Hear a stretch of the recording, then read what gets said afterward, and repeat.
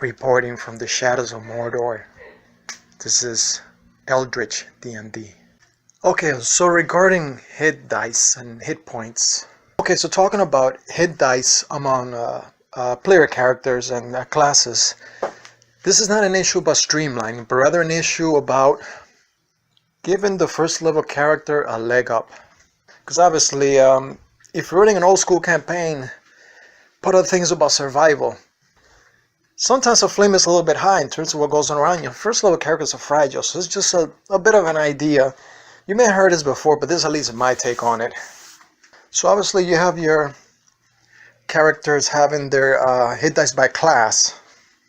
Going by first edition AD&D, you have fighters 1d10, the fighter classes, followed by the cleric classes, the priest 1d8, followed by rogues, thieves 1d6, and finally the magic users, the mages 1d4. Obviously having 1d4 is an incredible disadvantage for being a mage starting at a first level. I mean, it's understood that they're weak, but it is just, obviously you want your character to survive, at least have a little bit of a fighting chance. So now to have a little something extra, what you could do, I mean, as a house rule, if you're running old school D&D, would be basically you're attributing all these hit dice according to class. In other words, fighters have certain skills and have a tolerance to physical pain and can roll with the blow, and that's how they have more hit dice.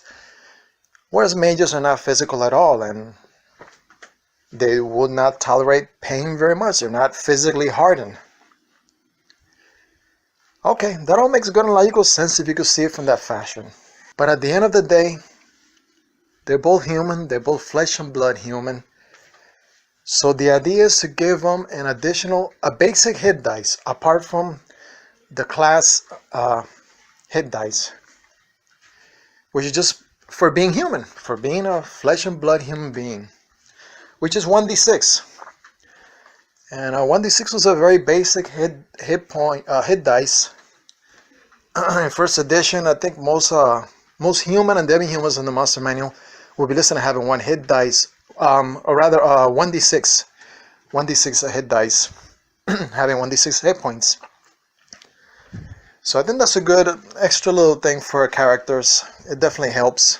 So this being in addition to rolling the class dice, whether it be 1d10 or 1d6 or whatever, you roll that 1d6 as a base, and then you roll your class over that. I modify slightly. If you have gnomes and hobbits, I modified it to be, since they're smaller, well, you give them 1d4. It's just a little bit of logic, since obviously the smaller have a smaller mass. But nonetheless, it's still a little extra something for the characters. So this is just a simple little idea. It's a little something.